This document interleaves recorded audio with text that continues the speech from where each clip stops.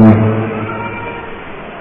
نحمده ونستعينه ونستغفره ونتوكل عليه ونعوذ به من شرور انفسنا ومن سيئات اعمالنا من يهده الله فلا مضل له ومن يضلل فلا هادي له أشهد أن لا إله إلا الله وحده لا شريك له وأشهد أن سيدنا محمدا عبده ورسوله صلى الله عليه وعلى آله وصحبه وبارك وسلم. قال الله تعالى في كتابه الكريم بسم الله الرحمن الرحيم والعصر إن الإنسان لفي خسر عن الصفحات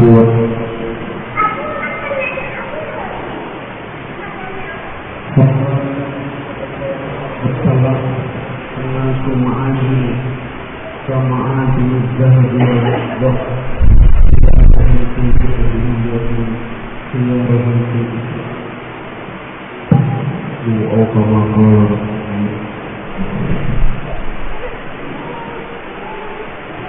الحمد لله.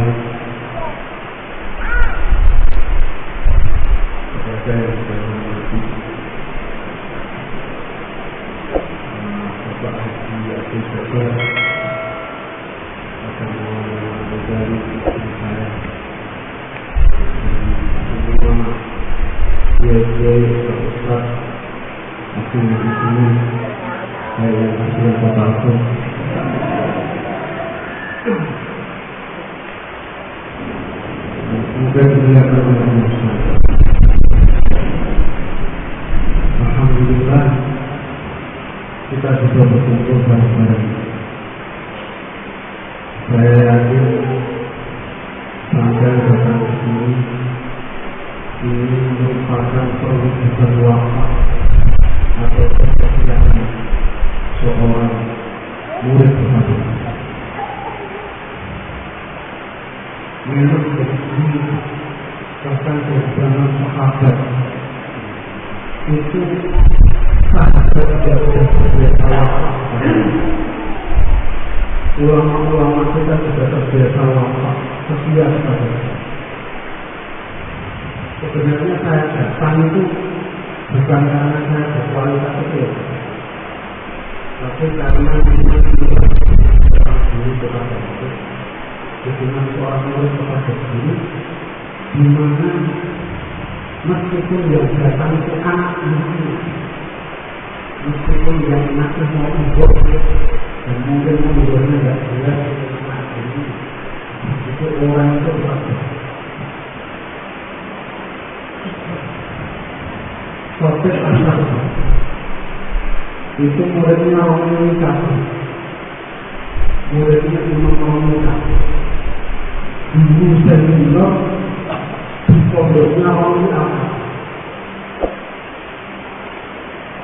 Ngarang kitab namanya Muhyiddin Mukhtar. Anak dia itu bisnis namanya orang pondok. Yang ngarang kitab namanya Nihayatul Mukhtar. Dimaksud Nihayatul Mukhtar seperti Nihayatul Mukhtar itu isinya persis sama itu. Jadi kata ngomong banyak yang diadopsi dari ilmu.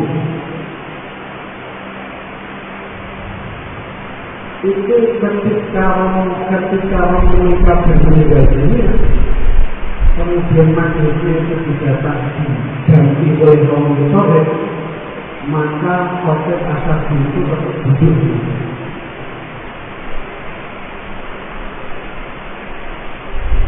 Misalnya, kamu mau duduk di masjidnya anak kecil, kamu soleh masih kecil. Kata orang kafir, kata khotib asal ini, ada mengikuti syaitan. Ini adalah seorang murid kepada makanya saya senang sekali aku ini mau hadir di pertemuan ketika antum mau hadir itu nggak ada anggota dalam ini tetap kumpul-kumpul alam ini kesenangannya orang Kiai dan ini merupakan hak ini.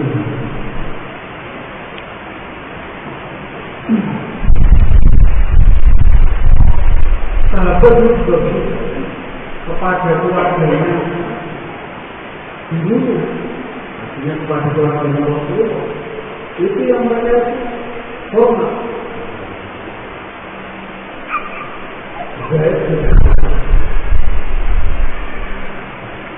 Zaid bin Haritha itu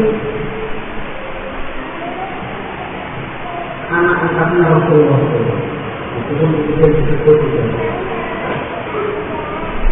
Dia menikah dengan Zaid. Zaid bin Haritha itu ketika Rasulullah SAW ketika Zaid sudah menolak Zainab dan akan dinikahi oleh Rasulullah SAW, itu Rasulullah melamar Zainab. Dia disuruh memakan saja. Dia disuruh memakan itu bukan ibadah. Dia disuruh memakan itu ibadah. Jadi makan suaminya disuruh melamar. Sahabat itu ya tak apa, nggak masalah. Tapi Zaid itu ketika mendatangi Sayyidah Zainab, ini ada satu masjid, beliau berjumpa dengan Sayyidah Zainab untuk menyampaikan amal kepada Rasulullah. Si perempuan itu mampu sekali, tapi Zaid itu datang dengan muka hormat, menjaga jarak menghukum dan menghormati, karena perempuan ini nanti akan menjadi istri bagi Rasulullah.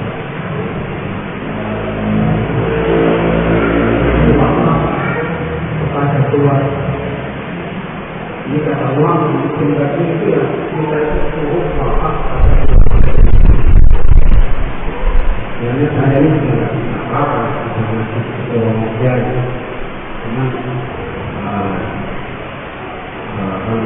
dari ada dalam hati ini dalam kita puasa pada kalau saya salah ngomong apa-apa maka berarti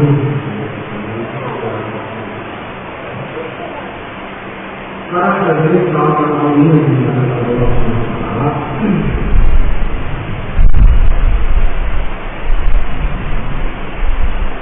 Kita itu harus betul-betul bersyukur.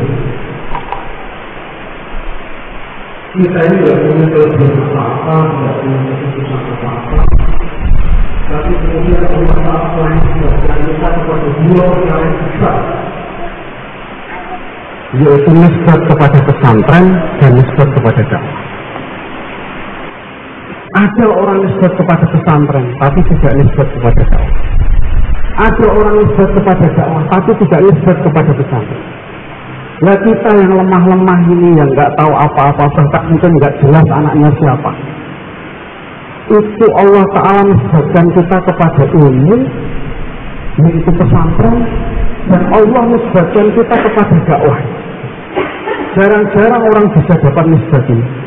Hanya orang-orang yang ditulis saja itu bisa mendapatkan nisbat ini. Ada orang dapat nisbat ini kadang, tapi kemudian terpental kemana-mana. Jadi MS umpamanya itu termasuk.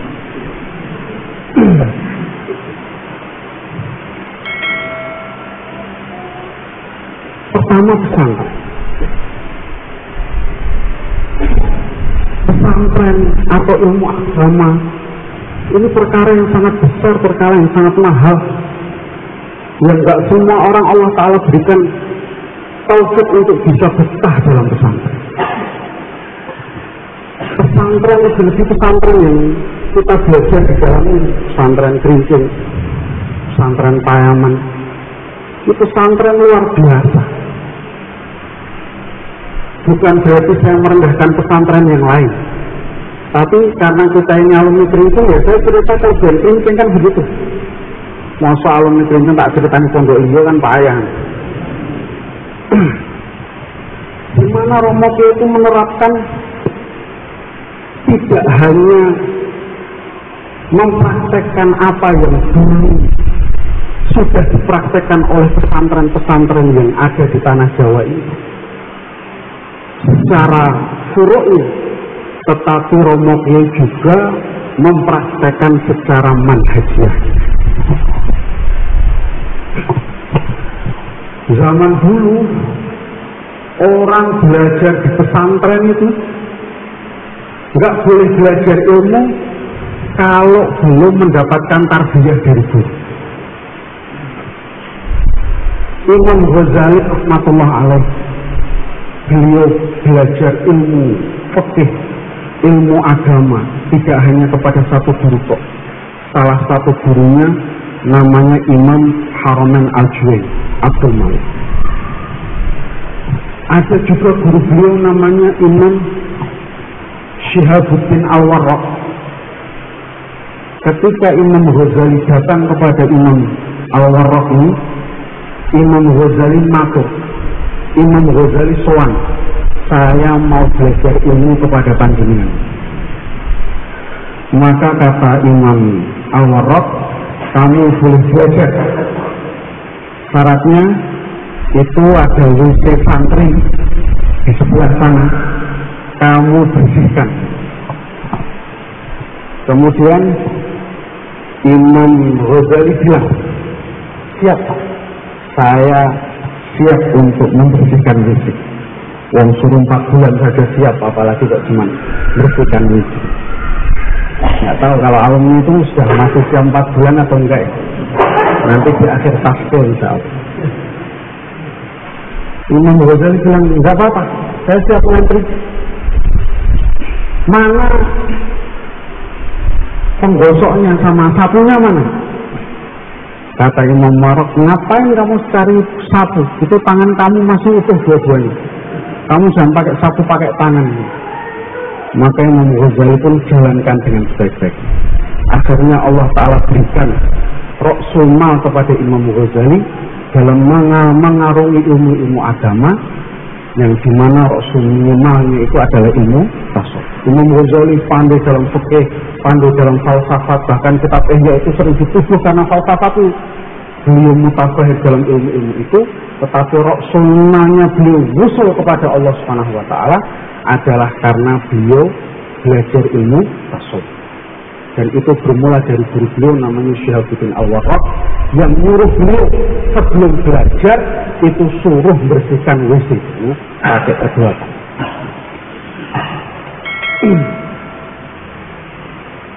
Mbah Khalil Bangkalan punya seorang murid yang santrinya ribuan. Ketika murid itu datang ke pondok beliau, maka kebetulan Mbah Khalil Bangkalan itu sedang kedatangan tamu yang ngasih hadiah 2 ekor bebek. Maka karena santri tadi itu santri baru, kok Mbah Khalil itu lihat di depan meja beliau ada 2 ekor bebek. Beliau bilang, "Nang, kamu mau nyantri? Nggih, kowe ora seneng melu ngaji, enggak usah ikut ngaji. Kamu ngurusin bebek saja." Akhirnya bebek ini diurusi sama Mbah Khalil, sama santrinya ini. Diurusi. Bebeknya sepasang. Kemudian beranak. Kemudian beranak lagi. Kemudian beranak pinak. Sampai ratusan ekor bebek ini. Ini yang tukang santri baru itu, dia nggak pernah disuruh ngaji.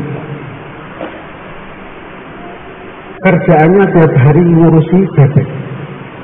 Tapi bebek itu dia amati betul-betul. Nasabnya bebek itu dia tahu.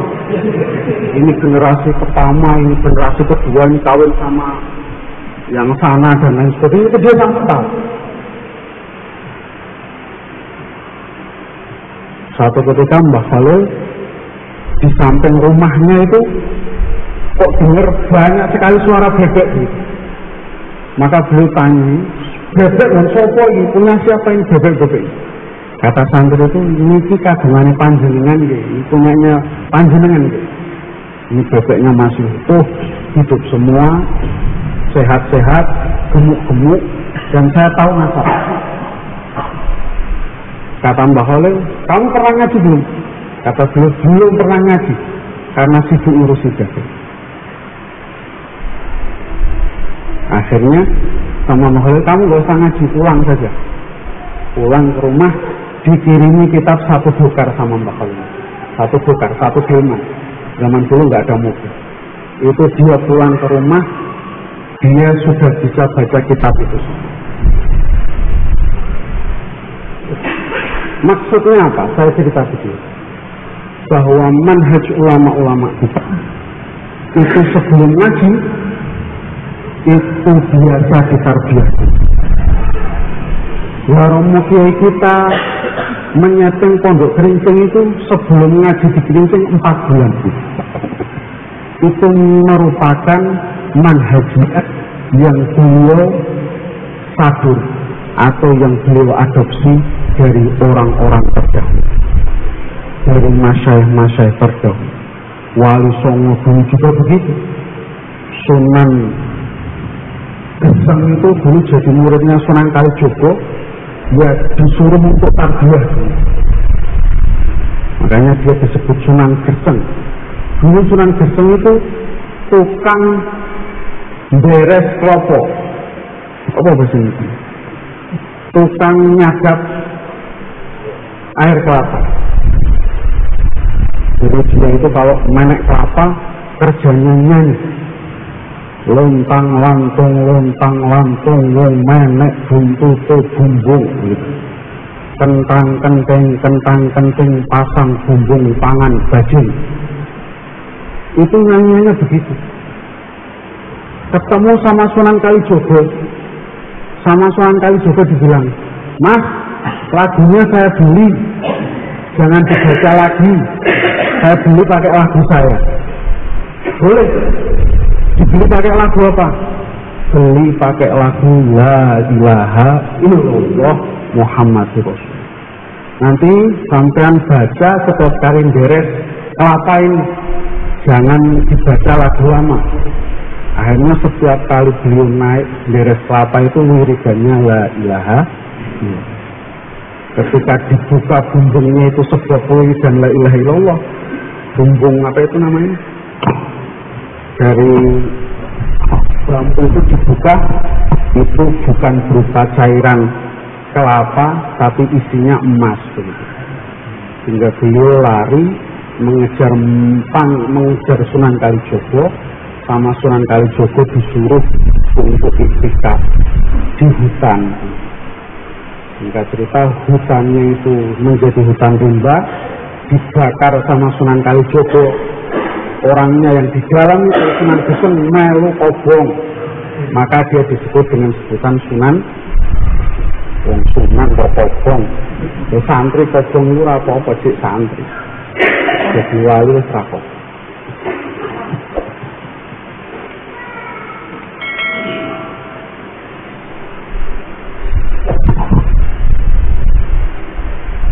Jadi pondok kita kenapa kok harus 4 bulan? Ya karena ini bukan ajaran baru.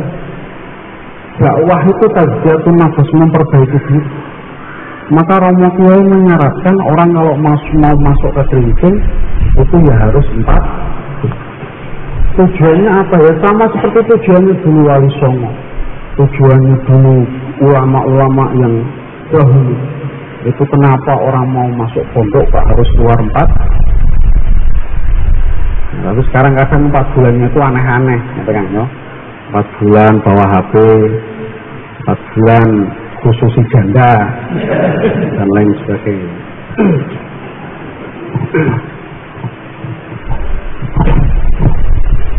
Hadirin yang mulia, kawan-kawan semua, kenapa saya cerita ini? Bahwa memang kita ini mau dengar cerita siapa lagi kalau kita tidak dengar cerita tentang guru kita. Kita ini mau istijak dengan siapa lagi kalau kita tidak istijak dengan guru kita. Kita sowan kepada guru kita, jumpa dengan guru kita, itu fadilah. Tapi mengikuti apa yang menjadi jejak guru kita itu fardhu. Arba'atun zahiruhunna fadilah wa batinuhunna fardhu. Mukhalatatul asyah fadilah wal ittiba'u bihi fardhu. Qira'atul Qur'an fadilah wal amal bihi fardhu. Ziyaratul qubur fadilah.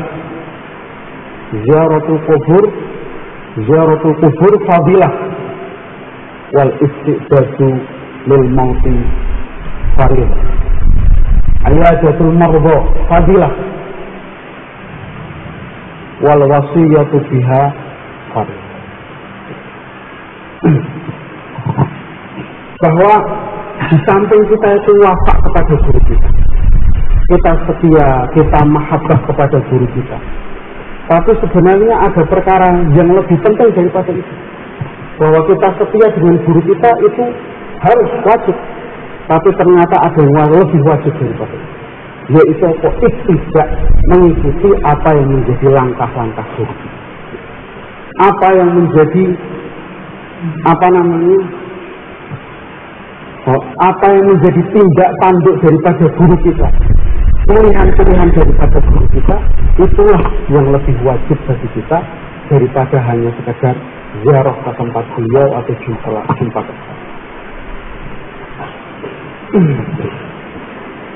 dimana yang beliau ajarkan kepada kita adalah membagi waktu untuk ilmu dan dakwah, untuk pesantren dan dakwah. Beliau sering mengatakan, umurku itu tak wayuh, umur saya itu saya madu. Kau madu ya? Madu itu makna wasulasa waruba, itu nama. Umur saya itu saya bagi jadi dua. Umur untuk urusan ilmu dan pesantren, sama umur untuk urusan dakwah. Jadi yang pertama adalah urusan pesantren. Pesantren memang nggak semua punya pesantren, nggak semua itu punya majelis taklim, nggak semuanya itu adalah cocok jadi guru. Ada yang malah cocoknya jadi pebisnis, betul kalender umpamane, atau apa begitu. Macam-macam. Bakat kita itu ketika kita pulang rumah itu kan nggak semuanya bakat jadi kiai, nggak semua bakat bisa ngupeni umat. Tapi meskipun begitu, jangan sampai kita itu meninggalkan yang namanya mengajar. Meskipun hanya mengajar alif, pak, yang diajar anak tetangganya, yang diajar ponakan-ponakannya, bahkan anak sendiri. Ini sering ada anak yang gawe, itu kan segera bikin. Dari ilmunya itu nggak mandek, parah.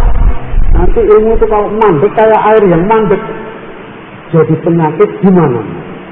Bukan jadi asbab kesehatan di mana-mana, asbab kebaikan di mana-mana, tapi jadi penyakit. Maka alumni pesantren Payaman itu harus melibatkan dirinya dalam dunia ini, meskipun hanya dengan ngajar yang sederhana. Jangan kok, wah saya kalau nggak ngajar Ihya Ulumuddin nggak mau saya, tekan mati sama kamu sebelum, boleh kan ya? Nanti ya pokoknya ngajar. Ilmu itu jangan berhenti, ilmu itu disampaikan, ditular-tularkan. Siapa tahu anak yang sekarang kita ajari alif, ba, itu nantinya ilmunya lebih manfaat daripada kita, sehingga nanti kita dapatkan pahalanya. Siapa tahu anak-anak yang sekarang kita openi nakal-nakal, makanya ngaji malah dolanan PS namanya, itu sekarang memang nakal-nakal, tapi nanti 10 tahun ke depan, 20 tahun ke depan, mereka akan menjadi orang-orang yang melipurkan mata kita di dunia ini, bahkan nanti di akhiratnya Allah SWT. Nah, ngajari santri itu ya sing sabar, santri arah nakal arah aneh, terus tetap sabar, dijungake, dihusnudoni, nakal-nakal saat ini insya Allah kok jadi ulama gede, jadi kiai gede ini nanti jadi donatur pondok dan lain sebagainya.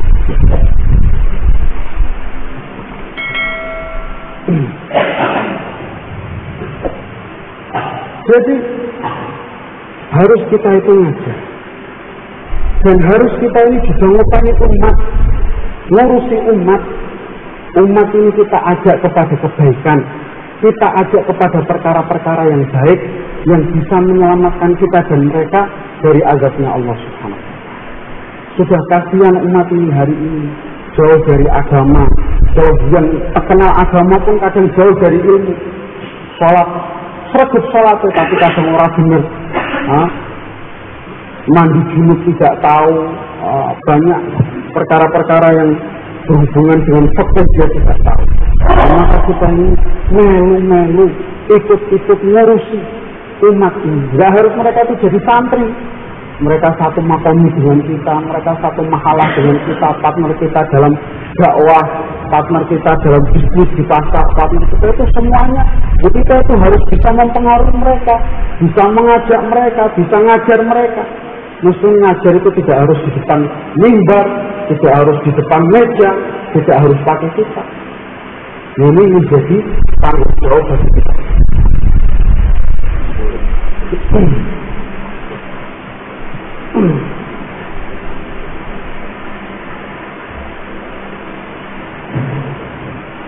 Jadi yang berkiprah di dalam ini, haitsu aqamaka Allah, berdirilah di mana Allah Subhanahu wa ta'ala mendudukkan kamu. Berdiri sebagai apa? Berdiri sebagai santri, berdiri sebagai da'i. Di mana-mana ya kamu itu jadi santri, di mana-mana ya kamu ini jadi da'i.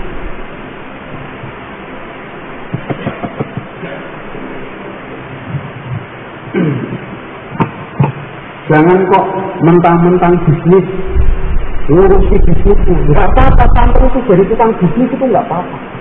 Tapi kamu itu jadi tukang bisnis, itu pangkat yang kedua, status yang kedua. Status kamu yang pertama itu ya santri, ya da'i. Kamu mau ngurusin pertanian, ya nggak apa-apa. Tapi pertanian itu status yang keberapa? Status yang pertama yaitu santri dan da'i. Bukan santri kok dakwahnya nomor 2, bukan dakwahnya kok santrinya nomor 2, bukan. Romo Kiai itu mau dari kita bagaimana dakwah nomor 1, pesantren ngaji juga nomor. Kalau kamu itu cuman mau dapat dakwahnya saja, ya nggak usah menjadi pemimpin. Nanti kamu tinggal di markas, di mana saja ada markas di situ kamu tinggal. Itu nanti kamu ya nisbat kepada dakwah. Atau kamu itu cuma dapat ilmunya saja, nggak perlu dakwahnya, juga salah mau jadi prinsip itu. Maunya Romo Kiai, cita-citanya Romo Kiai, ya kamu itu ya dakwah nomor 1, ya ilmu nomor, ya ilmu nomor 1, ya dakwah nomor. Makanya programnya macam-macam, programnya aneh-aneh. Ya karena tujuannya supaya apa? Supaya dakwah nomor 1, ilmu nomor. Jadi ini kita tanya ini kepada diri kita sendiri, sejauh mana kita ini sudah mewujudkan apa yang menjadi cita-cita daripada guru. Kita jalankan, kita tunaikan sesuai dengan kemampuan kita, sesuai dengan kesungguhan kita, dan kita meminta kepada Allah Subhanahu wa ta'ala supaya Allah ta'ala tunaikan cita-cita daripada guru kita ini dalam diri kita dan seluruh santri-santri kita, guru-guru kita dan pengikut-pengikut. Para hadirin sekalian, yang kedua urusan dakwah. Dakwah itu ajib luar biasa, dan cukup Romo Kiai kita terkagum-kagum terhadap usaha dakwah ini. itu cukup bagi kita sebagai bukti bahwa dakwah ini memang luar biasa dan harus kita kagumi. Sama seperti Al-Quran. Al-Quran itu mukjizat. Mukjizat dari segi sastra dan bahasa itu ada dalam Al-Quran. Hari ini orang di zaman ini itu nggak bisa merasakan mukjizat Al-Quran dari segi bahasanya. Yang bisa merasakan keindahan Al-Quran itu kudu ngerti balaghah. Ya dhewe biasanya alfiah wis mentok. Kon ngangkat balaghah ora ngangkat. Yo sifat apa maksud karo apa jenenge istiarah budane apa wis ra lali kabeh. Tapi cukup kelemahan orang-orang zaman dulu di saat sastra itu sangat tinggi sekali. Al-Quran diturunkan kepada orang-orang Quraisy, di mana orang-orang Quraisy itu menjaga sastra mereka, mempertahankan sastra mereka, berlomba-lomba dalam urusan sastra keindahan bahasa. Mereka yang luar biasa hebat-hebatnya ketika ditantang untuk menunjukkan satu kalimat atau satu syair yang bisa membandingi satu ayat dalam Al-Quran, mereka tidak. Nah, kita cukuplah mereka itu, kekaguman mereka kepada Al-Quran, kelemahan mereka kepada Al-Quran itu menjadikan kita tunduk kepada keindahan, ketinggian sastra bahasa Al-Quran. Karena memang mereka itu ada pada satu zaman di mana sastra itu luar biasa. Orang yang ahli sastra saja kalah, apalagi kita yang nggak ngerti sastra sama sekali. Makanya goblok sekali ada ulama Mesir, bukan ulama itu orang goblok dari Mesir, itu membandingkan muqabalah bainal Quran wal yang sakit. Bandingkan sastranya Quran dengan sastranya Romeo Juliet. Enggak, William Shakespeare kan? Aku ya ngarang-ngarang aja, tak ngerti. Ini sudah tidak nyambut antara orang yang buta sastra, tidak ngerti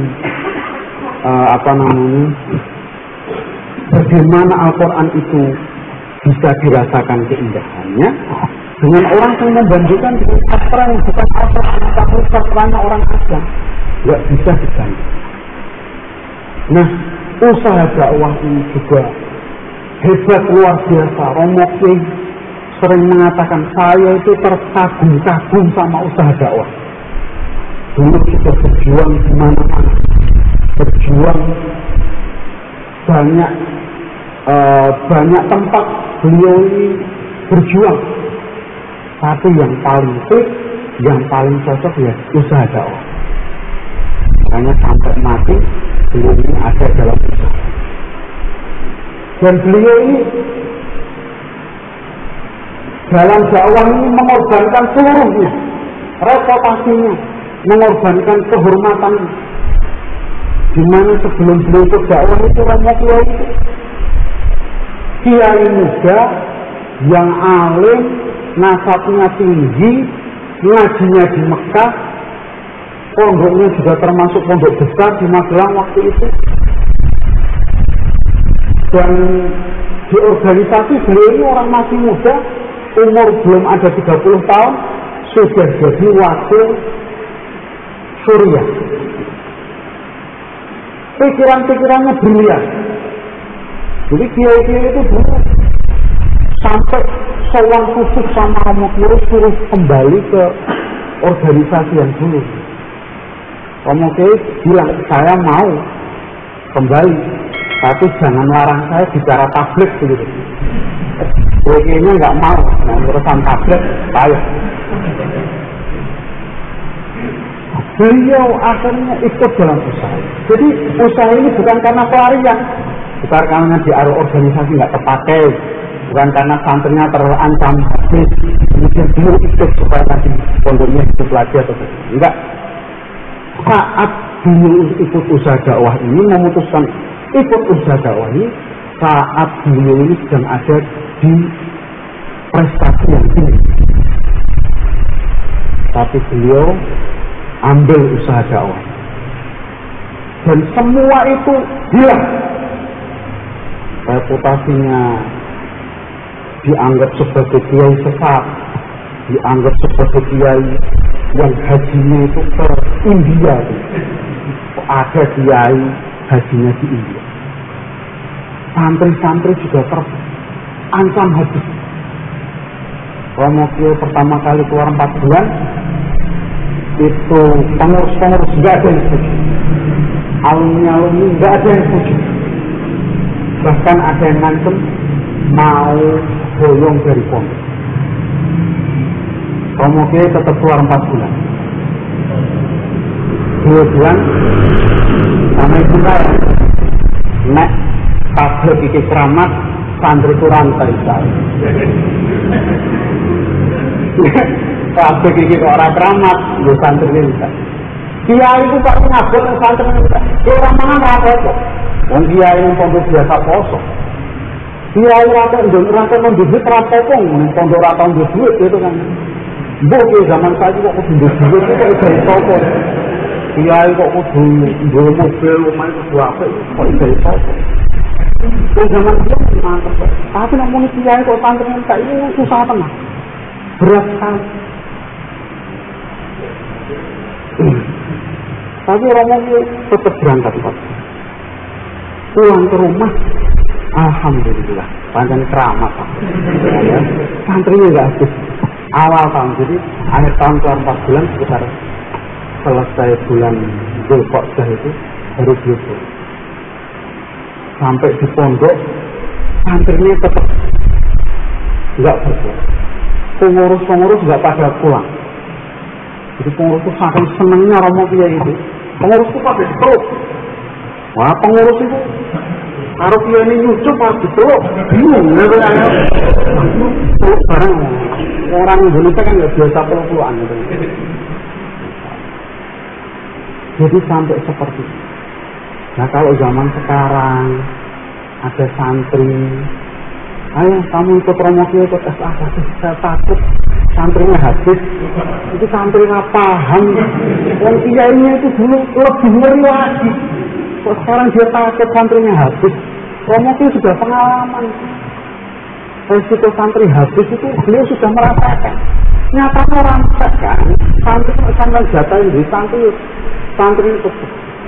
Jatahin orang di santri, mau masih orang di santri. Boleh kan ya? Apa ngotot-ngotot ngopor. Maka kumpulan alumni manapun saya menyampaikan ini. Karena dakwah itu yang dipilih oleh komunitas. Sampai paham rapaham, kadang alumni itu ya kalau alumni yang lama-lama itu kadang nggak enak bicara dakwah itu, kalau rasa seneng. Tapi tetap saya sampaikan saja. Karena ini amanah bukan dari saya, ini bukan pilihan saya, ini dari Romo. Maka betul-betul kita ini ilmunya yang betul-betul, pesantrennya yang betul-betul, dakwahnya juga yang betul-betul. Kita juga libatkan diri kita dalam makom, libatkan diri kita dalam intikal. Diatur waktunya. Romo itu ya justru juga sudah menentukan kepada kita. Pondoknya ya jalan, dakwahnya juga jalan. Ya kita itu tinggal nyontoh saja bagaimana. Nanti dengan musyawarah, nanti gantian shotnya, nanti apa. Ini penting sekali. Pesannya dari Gus Hamid dipesankan sama guru-guru, sama alumni-alumni agar sungguh-sungguh dalam makom, sungguh-sungguh dalam dakwah. Jadi jangan kok ditinggalkan usaha dakwah. Nah, ini kita ini yaitu tadi mukhalaqatul asyah itu fadilah. Tapi al-ibtidak bihim itu apa? Lebih serius lagi. Maka bagaimana kita kita perhatikan. Dan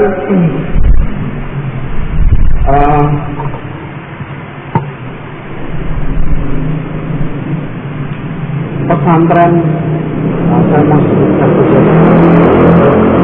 pesantren alhamdulillah tidak romo kiai, tidak ada menjadi yalhaqu fi rafiqil a'la. Pesantren ini alhamdulillah tetap jalan, santrinya tambah banyak. Sekarang itu bulan Desember, santri yang mau masuk itu sekitar 300, yang sudah selesai 42. Tempatnya itu nggak ada. Jadi zalika fadlullah yu'tihi. Ya ini asbab doa-doa antum semua, dan nanti kalau pesantren ini ada takaza yang kita kazakan ke alumni, maka saya minta semua alumni ikut ambil takaza, terutama dalam urusan LIPO. LIPO itu lembaga lembaga infak dan korban itu memudahkan. Pengobrol itu maksudnya memudahkan alumni itu untuk berinfak ke pesantren dan segala kemaslahatan. Maka nanti bisa dimusyawarahkan masalah LIPO. Atau mungkin kalau nggak melalui LIPO ya model takaza, mungkin nanti alumni Jawa Barat takaza membangunkan satu bangunan di Gunung. Kan wa mazalika 'alallahi bi'aziz. Mungkin sampai untuk warisan tapi yang jelas ini bukan karena pondok butuh kepada kita pada hakikatnya, tetapi justru kita ini yang butuh dekat dengan bahwa dasar dari segala tawasul. Nanti saya akan kasih musalsal bil awalnya. Itu betul. Kenapa kita itu kok musalsal bil awalnya? Yang dikasih awal itu adalah tentang masalah rahmat.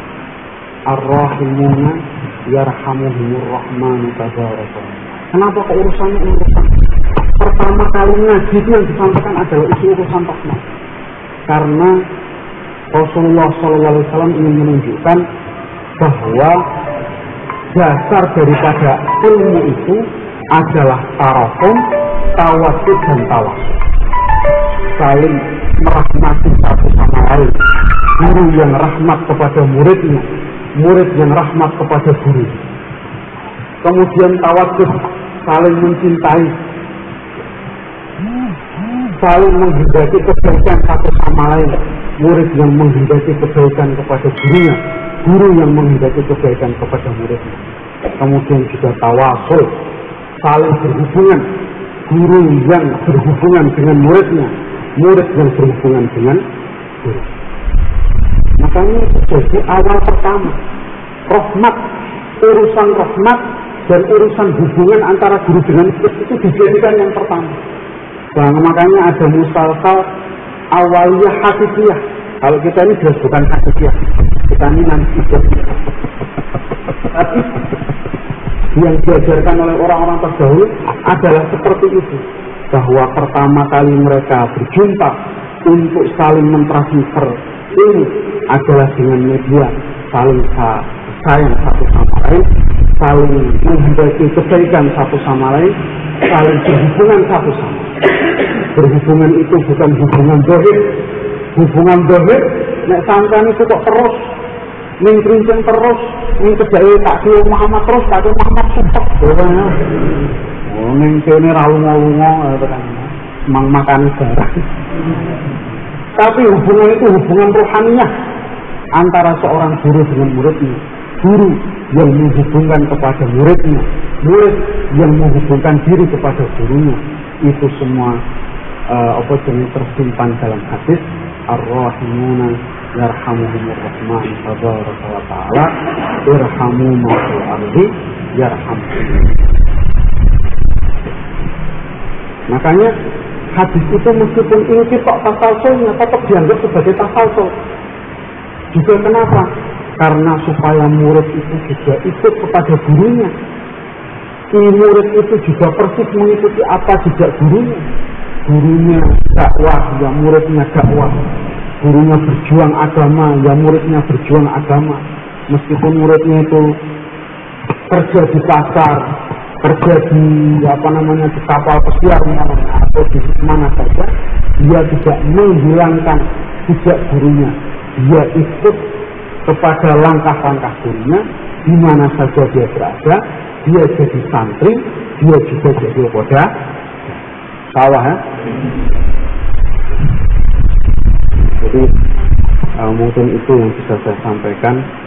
Ada benarnya dari Allah Subhanahu wa taala, ada salahnya dari saya sendiri. Kemudian alhamdulillah sekarang itu dibentuk ada pertemuan alumni 80 hari sekali, kelapanan Allah. Itu ada yang datang dari dekat-dekat, yang dari jauh juga ada.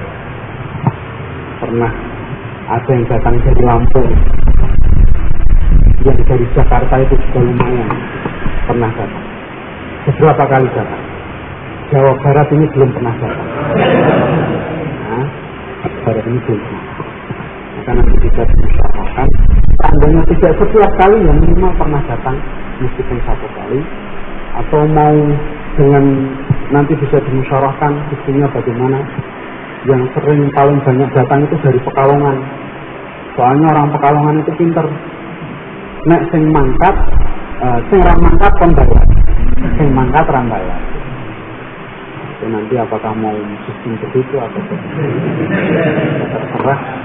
Ini tidak wajib, tidak luzum, tapi alangkah baiknya kalau ada perwakilan dari Jawa Barat ini. Insyaallah. Assalamualaikum warahmatullahi wabarakatuh.